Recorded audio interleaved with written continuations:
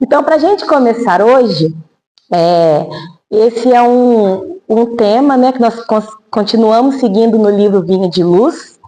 Estamos hoje no capítulo 104. Então, convido vocês a fazer uma breve reflexão.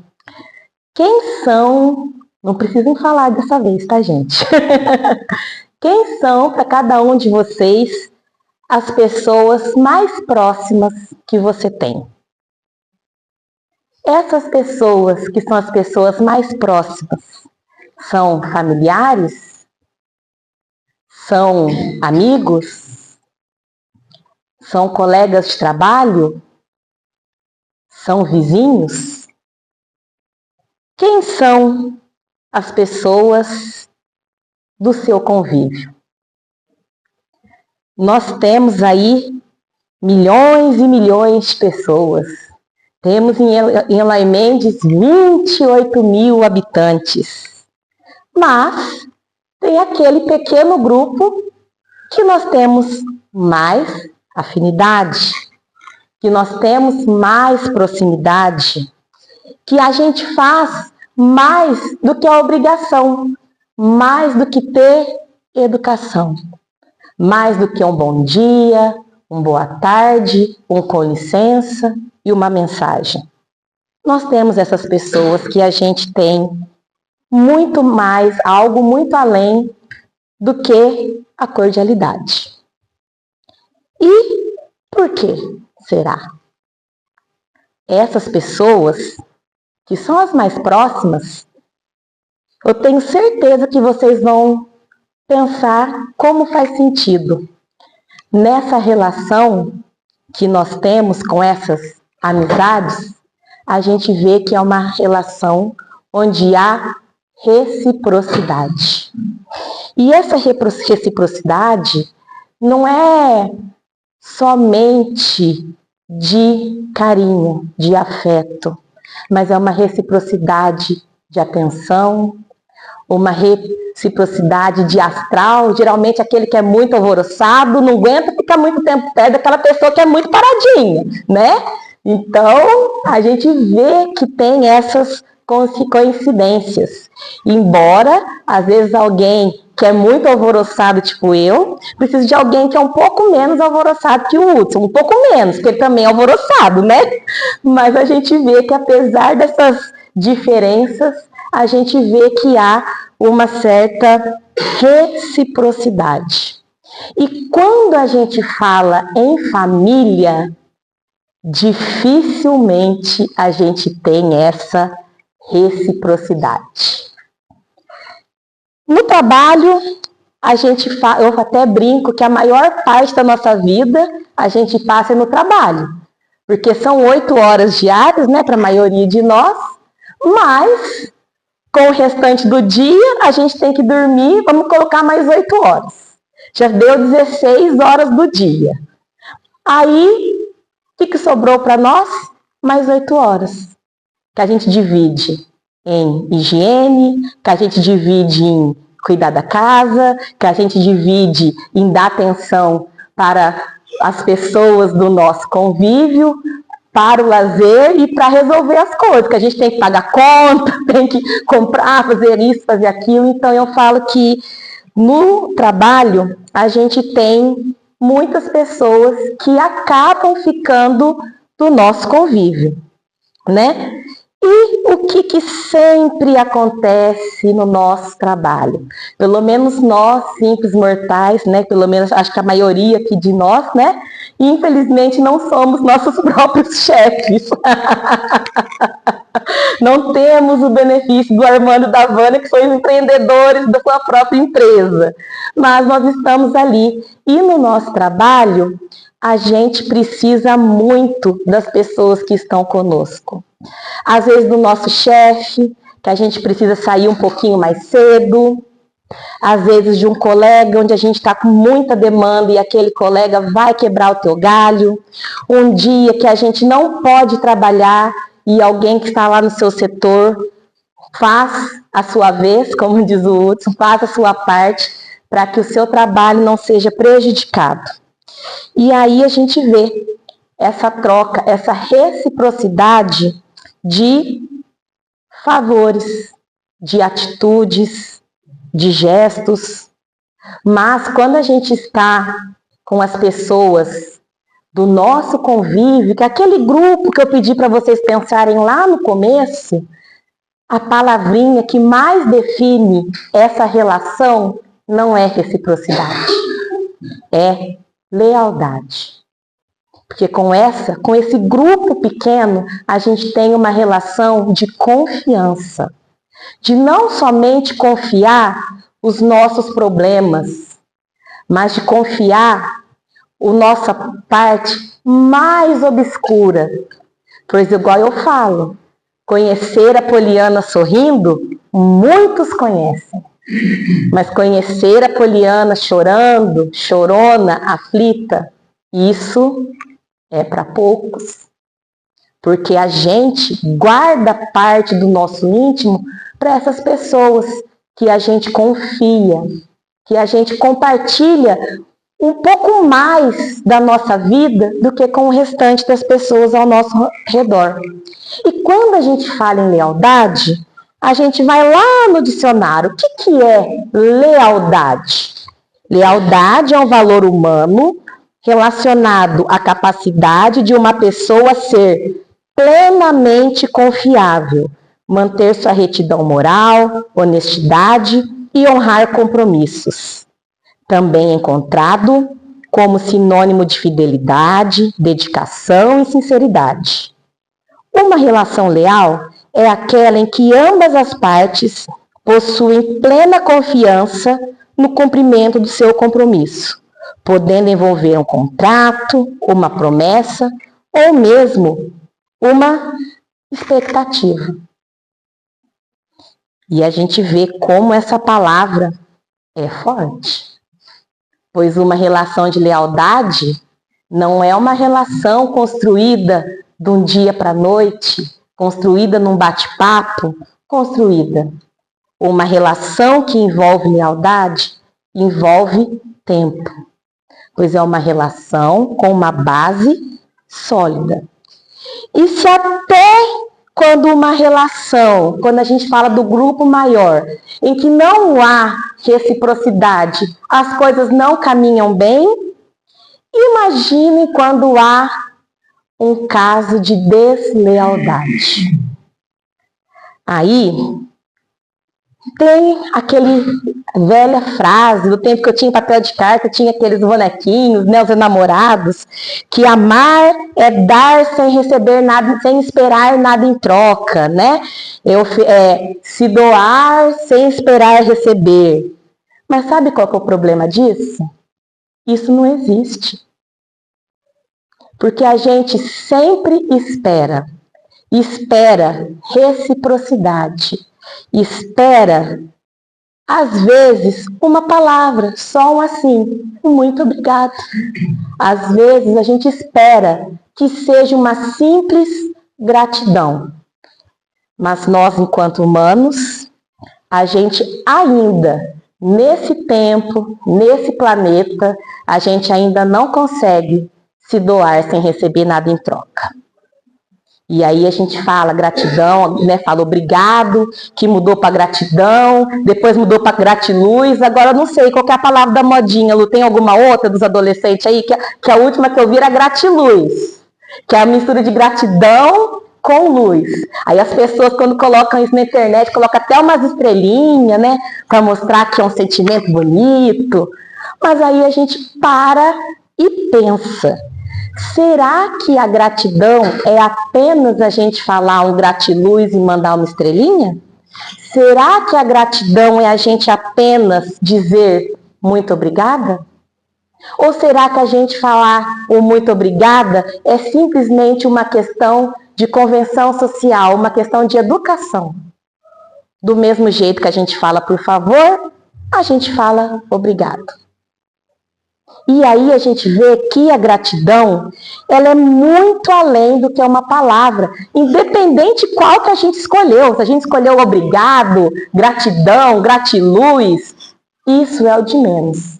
Gratidão é aquele sentimento que a gente tem, onde a gente se sente bem, onde a gente sente que a gente precisava ter reciprocidade com aquela pessoa que nos ajudou de alguma forma, né? E aí eu pergunto para vocês, não precisa responder, só pensa aí. Como que vocês têm o hábito de demonstrar que você está grato? Como você demonstra a sua gratidão? Como nós temos sido gratos com as pessoas ao nosso redor? Como tem sido a nossa gratidão a quem nos oferece um ombro amigo, alguém que cuida de nós? Como que está a nossa gratidão? E aí, a gente vem para o versículo que abre o capítulo 104 do Vinha de Luz, que é um versículo do Evangelho de Mateus, muito conhecido, que é o seguinte: e ele, respondendo, disse: o que mete comigo a mão no prato, esse há de me trair. Essa frase foi dita por quem? Nossa, só a Geni que sabe, gente. Então, todo mundo. Essa frase foi dita por Jesus, gente! Essa é fácil! Foi dita por Jesus. E quando que ele disse isso? Vamos lá, vamos lembrar aí, vocês estão sabendo da vida de Jesus. Na ceia, na Santa Ceia. O que aconteceu para ele falar isso? Conta aí para mim uma coisa. Como que era essa história lá nos tempos passados? Oi? Mas nessa hora não traiu ainda, né? Mas por que Jesus falou isso? Porque ele já sabia. Por que Jesus sabia? Porque diferente de nós, Jesus é um ser evoluído. Ele sabe o que cada um tem para oferecer. Ele sabe o que vai acontecer. Jesus decepcionou com Judas? Não, porque ele já sabia. Ele já sabia. Mas por que a gente então decepciona com as pessoas?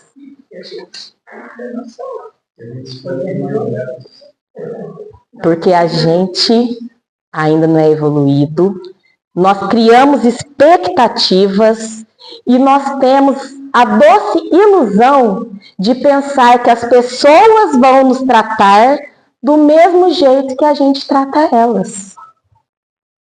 Mas a única certeza que a gente tem é sobre os nossos atos, nossos pensamentos, nossas palavras. Até dos nossos pensamentos, nem muita certeza a gente tem, porque às vezes aparece um pensamento intrusivo e fala assim, meu Deus, que eu estou pensando nisso aqui. Sai daqui, eu não quero pensar nisso não. Que acontece. Mas a gente é responsável pelas nossas palavras. Por isso que a deslealdade e a decepção vem da onde a gente menos espera. Porque a traição, segundo o dicionário, é o quê? É a quebra da fidelidade prometida por meio de algo traiçoeiro. E aí o Vinha de Luz, olha essa frase que tem no capítulo 104. As maiores angústias não procederão de círculos adversos, mas justamente da esfera mais íntima, quando a inquietação e a revolta, a leviandade e a imprevidência penetram o coração daqueles que mais amamos. A gente faz pelos outros, a gente ajuda, a gente se doa, mas infelizmente nem todos estão dispostos a fazer o mesmo por nós. E a gente cria tanta expectativa, fala assim, não, olha, isso qualquer pessoa podia fazer comigo, menos o Kardec. O Kardec foi uma das primeiras pessoas que foi na minha casa quando eu mudei pela Mendes. Eu vou no Kardec, vou no centro, converso todo dia com o Kardec, converso no centro, converso na rua, converso no WhatsApp. Kardec vem na minha casa, eu vou na casa dele, a gente sai junto no final de semana, mas justo Kardec fez isso comigo? Por quê? Será que o Kardec sofre de amnésia, esqueceu de tudo aquilo que eu fiz por ele? Ou será que ele é simplesmente uma pessoa que não tem sentimentos? Será que ele é uma pessoa egoísta? Que só pensa nele? Que só fazia o bem para mim quando convia para ele? Ou ele era realmente um amigo com quem eu podia contar? E aí, o Emmanuel, eu até procurei, eu vi essa citação em 3 vídeos, mas eu não consegui saber de qual obra que se trata. Deixa aí para os universitários, Armando, Kardec, né? O povo que conhece aí as referências bibliográficas. Emmanuel fala: só evoluímos quando resolvemos a problemática familiar. Ele falou isso por 2 motivos. Primeiro, pelo que eu falei lá atrás, porque na nossa família é um dos lugares que menos tem reciprocidade. Porque a gente faz, às vezes é uma resposta meio torta, às vezes é a pessoa que não sabe retribuir, que não tem o tempo de parar uns 5 minutos para você, mas nós, enquanto espíritas, sabemos da importância da nossa família, que nós resolvemos vir juntos para se amar, para aprender, evoluir e principalmente nos melhorar. Mas quando a gente fala isso, problemática familiar, a gente não é somente a nossa família de sangue, mas são as pessoas do nosso convívio. Vou fazer uma pergunta aqui, só levanta a mão, tá, gente? O vídeo não tá filmando, só eu que vou ver. Quem aqui já doou sangue alguma vez? Vamos ver, ó. Vamos fazer uma contagem, ó. 2, 4, 5, 6, 7, 8, 9, 10. Beleza? Não vai perguntar por que eu não doei? Não, calma.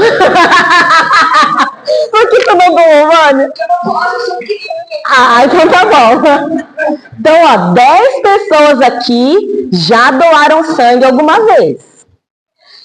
Quem dessas 10 pessoas doou sangue mais de uma vez? 1, 2, 3, 4, 5, 6, 7, 8. Já diminuiu. Quem dessas 8 pessoas já doou sangue? Pode ser para as 10, não vai ficar mais um pouquinho mais difícil. Para essas 10 pessoas que já doaram sangue alguma vez, foi o sangue para alguém que não conhece. 2, 4, 5, 6, 7, 8, você sabe, 10. Eu com a minha mãe, a gente doou, mas a gente sabe para quem foi o sangue, né? A princípio. A gente não conhecia, mas a gente sabia. Porque o sangue da minha mãe, gente, é o sangue mais raro. O pessoal que doa sangue, a hora que descobre que minha mãe é O negativo, Capela, você tem que doar sangue. Mas minha mãe não pode doar muito por causa do peso e idade agora. Aí, gente, a gente vê campanhas de doação de sangue. A gente vê na televisão, a gente vê na internet, a gente vê no rádio, a gente vê em todo lugar.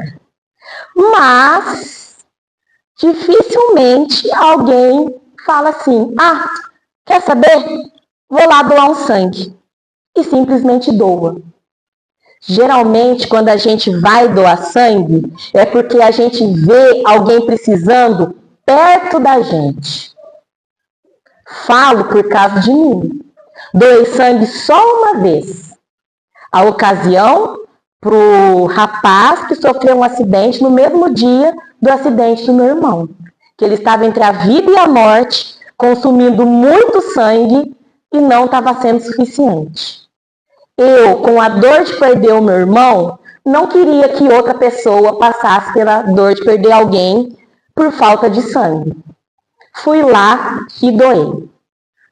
Mas se isso não tivesse acontecido, vou falar por mim, não vou nem falar de vocês, porque eu sei que vocês, não, qualquer circunstância. Mas se eu não tivesse visto de perto a dor da Kátia, se eu não tivesse visto de perto a dor de perder alguém, eu não ia me preocupar em doar sangue. Então, essas coisas acontecem próximo da gente Porque, segundo Emmanuel, para grandes correções, necessitamos de grandes impactos. E, às vezes, a ingratidão é o impacto que a gente precisa para repensar. Porque, às vezes, a gente espera a gratidão da outra pessoa apenas para alimentar o nosso ego. Então, a gente precisa ter um grande impacto para a gente parar e pensar: por que aconteceu isso comigo? Por que a pessoa fez isso comigo? Quais foram as circunstâncias? Por que eu fiquei tão chateado com essa atitude? Porque a ingratidão não é a pessoa simplesmente não te agradecer por algo que você fez. É um gesto ou uma atitude que feriu com a lealdade que ela tinha com você. Ou com a lealdade que você pensou que ela tinha com você. Porque quem de nós nunca teve uma decepção de amizade? Alguém que a gente pensou que estava ao nosso lado, mas com o desenrolar dos capítulos da vida, com as reviravoltas, a gente acabou descobrindo que a pessoa era alguém que estava ali prejudicando a nossa vida, ou às vezes está numa coisa simples, falando mal da gente, que não afeta em nada, além de afetar o nosso ego. Acontece. Então, por que a decepção dói tanto? Porque a gente pega uma pessoa, ou a gente pega uma causa, e a gente se dedica. A gente dedica tempo, amor, confiança. Sua casa está de cabeça para o ar, de perna para o ar, mas a pessoa te liga, precisa, você para tudo e dá um jeito de atender. Você para a sua vida para dar prioridade ao próximo. E isso está errado? Não. Porque nós se espelhamos sempre em Jesus. Então a gente tem que agir como ele. Jesus pensava no próximo, independente se era do convívio ou se era as grandes multidões. Pois ele tinha os seus ensinamentos. Mas agora vamos pensar lá na época de Jesus, que algumas pessoas ainda abominam a figura do Judas. Se tivesse uma pessoa lá naquela época, desconhecida, um trabalhador, que chegasse lá no império e falava assim: olha, vocês querem saber onde está Jesus? Eu vou falar para você. O que eles iam falar? Você está ficando louco? Quem é você para me falar onde está Jesus? Você não sabe nada. Como às vezes alguma pessoa que a gente menos espera fala assim: Vânia, eu sei que você gosta muito da Geni, mas sabe que é poli, tá?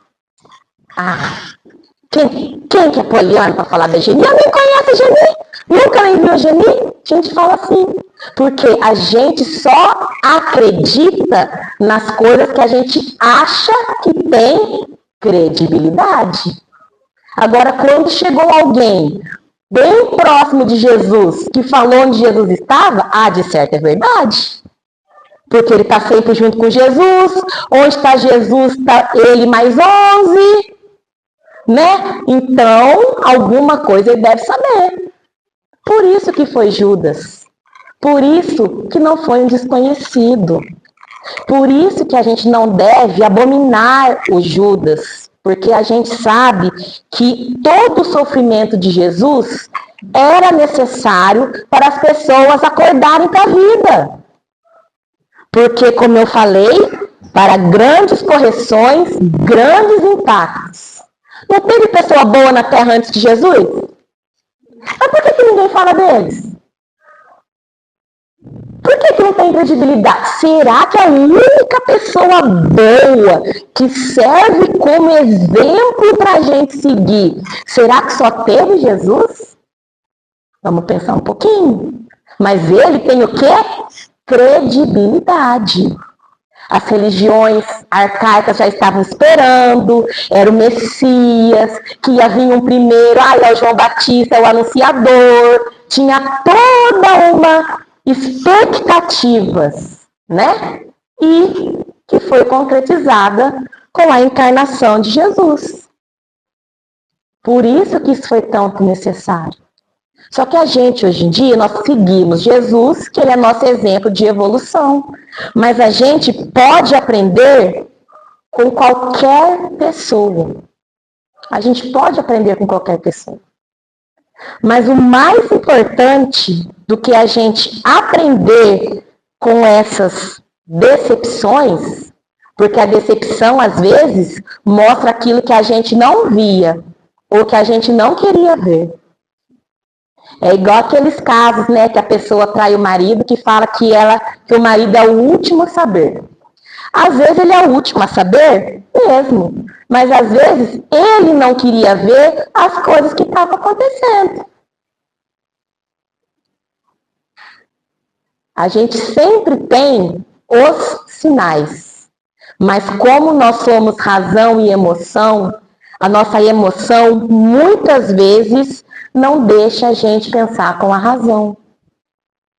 E nós vamos continuar nos decepcionando com as pessoas? Sim. E eu espero que isso aconteça. Porque se a gente se decepcionar com alguém, é porque a gente está conseguindo pelo menos um pouco a se doar sem se preocupar tanto com receber algo em troca. Que um pouquinho a gente sempre espera. Mas mais do que isso, gente, nós espíritas, nós temos que nos manter vigilantes para que não seja nós os ingratos. Porque a gente sabe o tanto que dói, a gente sabe o tanto que fere, a gente tem aí o nosso Mestre Jesus que ensina como que a gente deve agir e por que a gente não age. É igual eu falo, eu tenho esse, que até então pensei que era um defeito, mas fazendo esse estudo, eu vi que é uma qualidade. Eu não esqueço quem estende a mão para mim. Pode ter sido uma vez, pode ter sido duas, mas eu não esqueço. Eu não me esqueço do dia que eu conheci o Lu, lá na praça, 1900 e bolinho. Não esqueço, não esqueço. Então, para mim, eu sou muito grata ao Lu. O Lu, para quem não sabe, é uma das poucas pessoas que tem a carteirinha VIP vitalícia para pisar no terrão. Porque lá na minha casa, vulgo terrão, quem tem passe vitalício, que não precisa convite, é só uma cláusula.